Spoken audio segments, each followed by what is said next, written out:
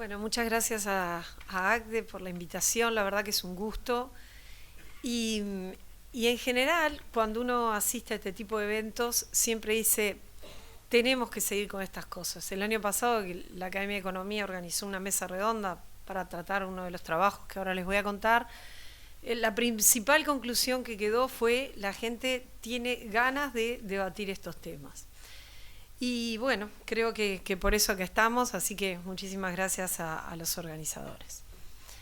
La agenda de la presentación es corta, presentarles un poco la academia para los que todavía no la conocen, lo que es FAROS, que es un centro de análisis que tiene la academia, hablarles del primer trabajo y de los próximos trabajos. Bueno, la Academia de Economía está por cumplir, este año cumple 59 años, hace ciclos, mesas redondas, tiene el premio Academia Nacional de Economía, trabajamos muy codo a codo con las universidades y les cuento que el tema de este año es determinantes del crecimiento económico de corto, mediano y largo plazo, y ahí estamos ya organizando mesas redondas con las 5 universidades, o sea, ORT, Universidad de la Empresa, Universidad de Montevideo, Universidad Católica, Universidad de la República, y también vamos a hacer sobre fin de año unos talleres a partir de un desafío que lanzó Carlos Stener, y que es académico. Dijo, Uruguay se tiene que alinear detrás de un nuevo paradigma.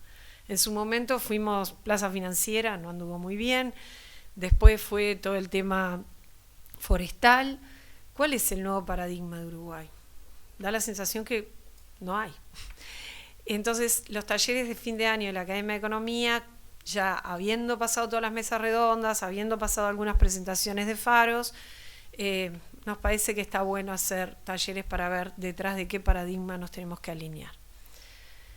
Bueno, ¿qué es FAROS? FAROS se fundó el año pasado, es lo que se dice un think tank, es un centro de análisis y propuestas, con un énfasis muy grande en la propuesta. O sea, Uruguay está saturado de diagnósticos, nos parece que es hora de tener propuestas.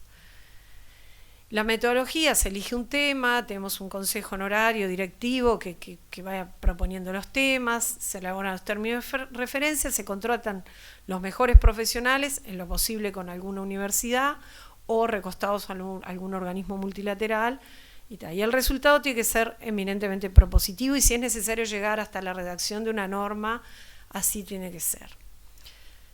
Bueno, y se financia con aportes de empresas privadas, que tienen una exoneración por la ley 18.083. Bueno, primer trabajo que se hizo, que salió sobre septiembre del 2015, con tal casualidad que justo fue cuando explotó lo de ANCAP. Parecía deliberado, pero lo cierto es que el trabajo, estábamos hace meses con este trabajo, lo hizo el Instituto, el IEM de la Universidad de Montevideo, la Escuela de Negocios, con Muncho, Regent y Del Piazzo como equipo principal, y después todos esos consultores externos que ustedes ven ahí. Por supuesto, en la página de la Academia de Economía /FAROS está el trabajo, lo pueden analizar. ¿Cuál era el objetivo? Un poco lo que se dijo acá, la institucionalidad de las empresas públicas uruguayas no es funcional a su eficiencia. ¿Y eso por qué? Y bueno, porque ya Maquiavelo decía que la institucionalidad tiene que ser tal que a las instituciones la gobierne el peor de los hombres.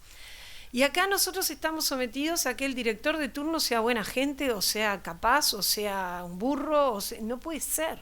Nosotros tenemos que estar más nada te pone a total resguardo, pero es tener un poco más a resguardo de ese riesgo persona que hoy tenemos con los directorios de las empresas públicas. Y el segundo tema que nos pareció importante es un poco también lo que señaló Lynn. ¿Por qué es eso de que hay mucha gente que no le importa, o que por el contrario tiene una opinión más ideológica que realista o que racional? Y eso está estudiado también en materia económica, cuando por una intervención hay muy pocos que se benefician, léase, sindicatos, políticos que justo están en el directorio, etcétera, y muchos que se perjudican, léase, usuarios, consumidores, contribuyentes, porque a la larga esto se puede arreglar con impuestos disfrazados. Es lógico que los pocos que se benefician hacen un ruido tremendo. Y yo no sé si ustedes se acuerdan de la década del 90, yo no soy neoliberal, soy liberal. En la década del 90 había hasta unos avisos en la tele que aparecían piratas con el ojo tapado que nos iban a sacar las empresas. O sea, una propaganda brutal contra lo que se entendía que era una agresión a las empresas, y no, era una agresión al poder que estaba enquistado en esas empresas, que está representado por los sindicatos que están en esas empresas, los políticos que en ese momento están, etcétera, etcétera. Y esto no tiene color político. Esto ha pasado en todos los gobiernos y es parte de una falla de diseño. Por eso el Consejo Directivo de Faros entendió que era bueno encarar este trabajo y bueno, y así se hizo. Y ahí salió el libro, que tiene en cuenta varias cosas. Tiene en cuenta la experiencia internacional. Ahora me voy a referir al libro, a la publicación, que, como les decía, fue hecha por el IEM de la Universidad de Montevideo, Muncho, Regent y Del Piazzo fueron los autores. Parten de, digamos, analizan 4 cosas: la experiencia internacional, los resultados para Uruguay, como les decía, un breve diagnóstico tiene, y sobre todo algún experimento empírico que se desarrolla, y sobre todo centrarse en las recomendaciones de la OCDE y si esas recomendaciones necesitan cambios legales o no en el Uruguay. La experiencia internacional, bueno, que nos dice que nada nuevo, como decía Omar, que un buen gobierno corporativo repercute bien en la eficiencia de las empresas, en la competitividad de los países, etcétera, etcétera. O sea que sobre eso no me voy a detener demasiado. Después, resultados en Uruguay. Este es un estudio de Penfold que analiza el resultado de las empresas públicas. En Uruguay se toma UTE, Antel y ANCAP, que son las más grandes, para distintos países. Y Uruguay está último en América Latina, último. O sea, nosotros que a veces nos asustamos de las cosas que pasan en Argentina o Venezuela, bueno, en materia de gobierno corporativo, o sea, del gobierno que se dan esas empresas, como decía Omar, de la separación de intereses entre el verdadero dueño, que son los accionistas, que somos nosotros, el directorio, los gerentes. En materia de esos aspectos institucionales, estamos últimos en América Latina. Pero no solo estamos últimos, uno dice, bueno, en el global estamos últimos, pero ¿cómo estamos en la composición de ese índice? También estamos últimos. En el marco legal, 2,9 sobre 10. En revelación de información, a los piñazos hay que estar sacando un dato o haciendo una investigación de espionaje a veces para sacar un dato, 5 sobre 10, con todo mejorado. En conformación del directorio, 3,2, y en ejercicio de la propiedad, 0.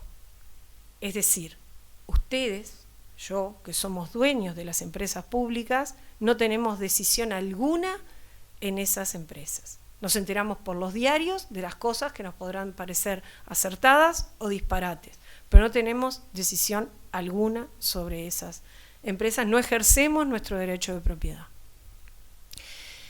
Y también el trabajo analizó no solo las empresas, sino también sus satélites, porque si yo les digo a ustedes, por ejemplo, ¿cuántos empleados tiene Antel? En la cabeza de ustedes, ¿qué número está? 2.000. Digo, ¿no? Bueno, resulta que con los satélites tiene más de 7.000. Los satélites son algo que uno no lo tiene incorporado, pero son empresas que tienen de madre o de accionista principal a la empresa pública, pero son empresas de derecho privado. Entonces, como vamos a ver que analiza Del Piazzo, no están sujetas a todos los controles que tienen las empresas públicas, toman decisiones en base a lo que dice su madre, que es la empresa pública, sin el control, y tienen por traslación la inembargabilidad, etcétera, etcétera, y en muchos casos compiten con las empresas privadas. O sea, un manual de cómo no hay que hacer las cosas. Y entonces, analizando, además de las empresas madres, que son las que están en azul, más el promedio latinoamericano, que también está en azul, analizando todas las empresas, esas satélites, vemos que, salvo Duxa, que está un poquito por arriba del promedio latinoamericano, el resto todas tienen puntaje de gobierno corporativo bastante bajo, bastante por abajo del promedio latinoamericano, y las empresas madre, que son las que están en azul, son las que están peor. Para un poquito, que acá tengo que volver. Bueno, el trabajo también se centra en una suerte de experimento natural que ocurrió en estos últimos 10 años o 12 años. Durante el primer gobierno de Tabaré Vázquez había una mesa de coordinación de empresas públicas. Durante el gobierno de Mujica esa mesa no existió. Si bien econométricamente no tiene demasiada validez el análisis porque son muy pocas observaciones, esa intuición que uno tiene de que mejor coordinar que no coordinar se demuestra en los resultados, en un montón de ratios de eficiencia, etcétera. O sea que no es un resultado menor, no es un resultado que uno vaya a presentar en un foro de econometría, pero es un resultado interesante y que coincide con el sentido común que uno dice, bueno, más vale coordinar que no coordinar. Y por último, les quiero comentar, si encuentro el cursor, les quiero comentar un poco las recomendaciones de la OCDE. La OCDE, el trabajo seleccionó 14 recomendaciones relacionadas con el gobierno corporativo de las empresas públicas, están en el trabajo, pero yo me voy a concentrar en estas. El régimen de propiedad pública, los estándares equivalentes a los del sector privado, qué pasa con los directores, quién los contrata, cómo se evalúan, cómo se despiden, qué pasa con esas empresas de propiedad pública pero están en competencia con empresas privadas, si puede haber liberalidades en la disposición de los recursos, el régimen de auditoría y la transparencia. Y ahí les cuento que después que se presentó el trabajo, una mesa redonda donde Muncho, Regent y Del Piazzo expusieron el trabajo y Perroni, Steneri y Cipitria lo comentaron. De alguna manera, Universidad Católica, Steneri es un consultor independiente, es académico, y Cipitria, que es Universidad de la República y creo que también trabaja en la UM. En base a esas recomendaciones de OCDE, elaboramos estas preguntas un poco provocadoras. Todas tienen una respuesta de, como dice Omar, no estamos inventando nada. Tienen una respuesta de sentido común. Las empresas públicas tienen que tener estándares de información, transparencia, gobierno corporativo, evaluación de su gestión, auditorías equivalentes a las del sector privado. Y la respuesta es sí. Tienen que tener las mismas exigencias que empresas que coticen en bolsa. Y nuevamente la respuesta es sí. ¿Puede tener liberalidades en la disposición de los recursos? No, si no está previsto en su carta orgánica, que es su ley, que es el estatuto, no. ¿Cómo deben ser elegidos, evaluados, despedidos los directores? Deben tener los directores cuyo mandato no coincida con el ciclo electoral. Deben tener directores con idoneidad técnica comprobada, que tengan inhibida la posibilidad de dedicarse a la política antes y después de su mandato. ¿Cómo deben ser reguladas cuando actúan en competencia? Y si pueden servir objetivos de recaudación. Esas fueron las reflexiones que nos presentamos en la mesa redonda.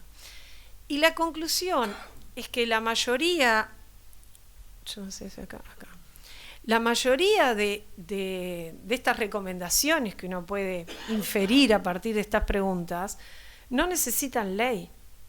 Ya están previstas tanto en las cartas orgánicas de las empresas como en la propia ley. Puede ser que uno diga, bueno, ¿qué es lo que se está precisando? Alguien que represente al accionista, alguien que represente al dueño.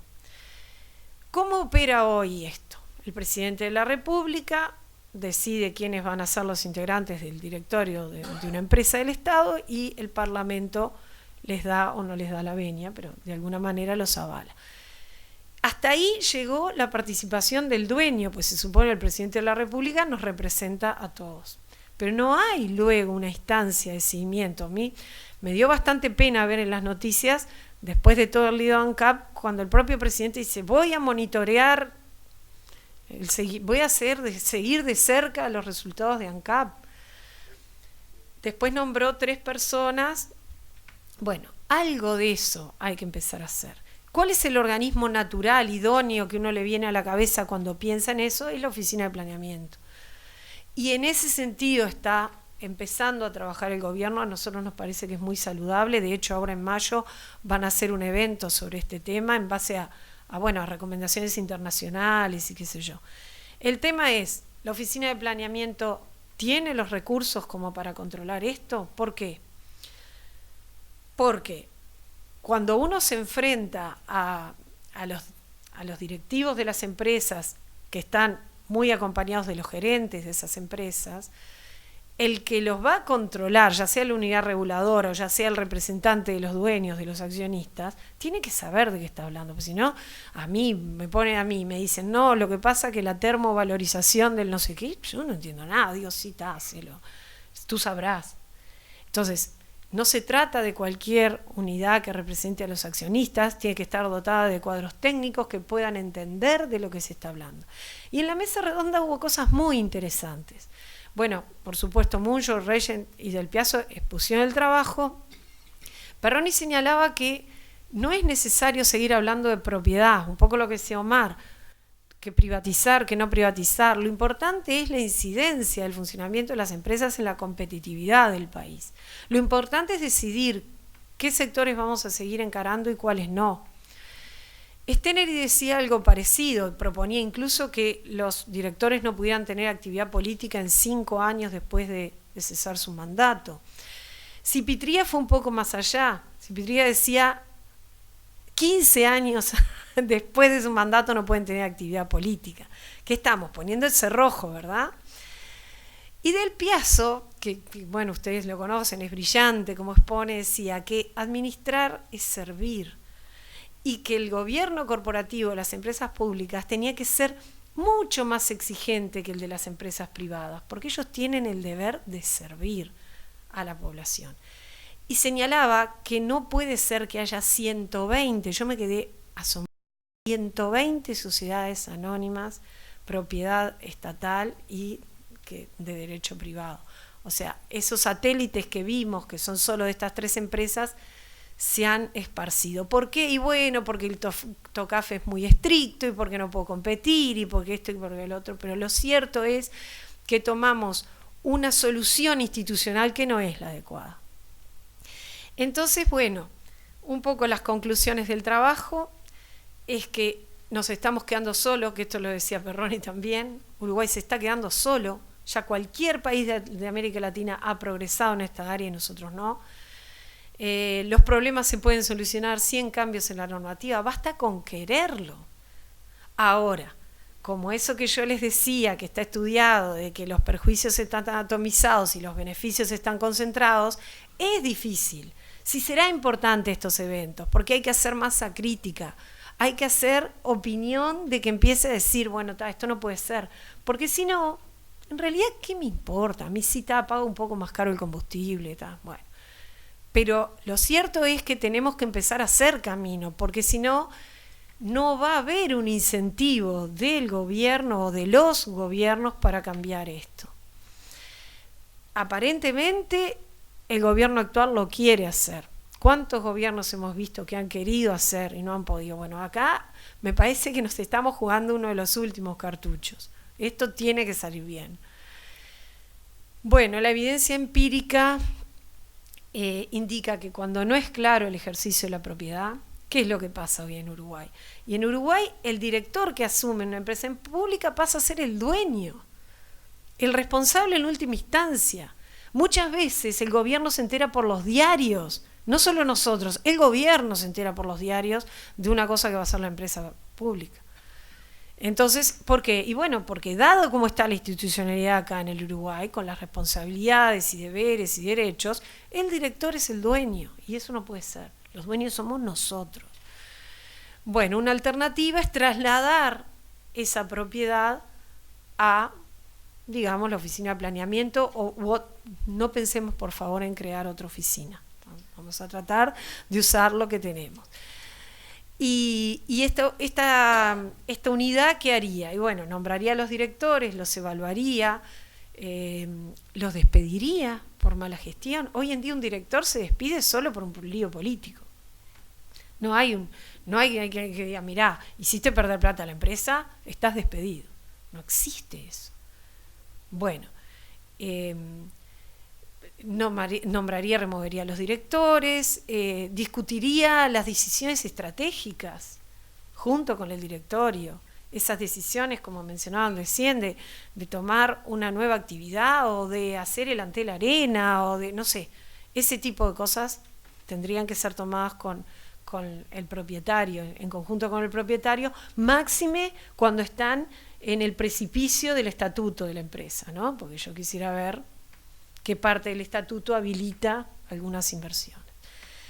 Y bueno, y realizar la tarea de control. Cipitrías proponía, decía, bueno, institucionalmente las unidades reguladoras ya están dotadas de ese personal técnico, usémosla. En realidad, personalmente yo pienso que una cosa es la unidad reguladora, que operaría más como un auditor, y otra cosa es el representante de los accionistas, pero en todo caso son matices. Sabemos que por algún lado tiene que venir el cambio y creo que no tenemos mucho tiempo más para hacerlo. Bueno, les cuento los próximos trabajos de Faros. Está por salir, ya nos entregaron el borrador final de acuerdo comercial con los países de Asia-Pacífico, hecho por Vaillant, Universidad de la República, Estrades, Universidad de la República, y Bartesagui, Universidad Católica. Uruguay en la OCDE, si conviene o no conviene, Uruguay está en la OCDE. Está empezado el trabajo por el doctor Loaiza, de la Universidad de Montevideo. Indicadores de competitividad departamental, Roberto Horta.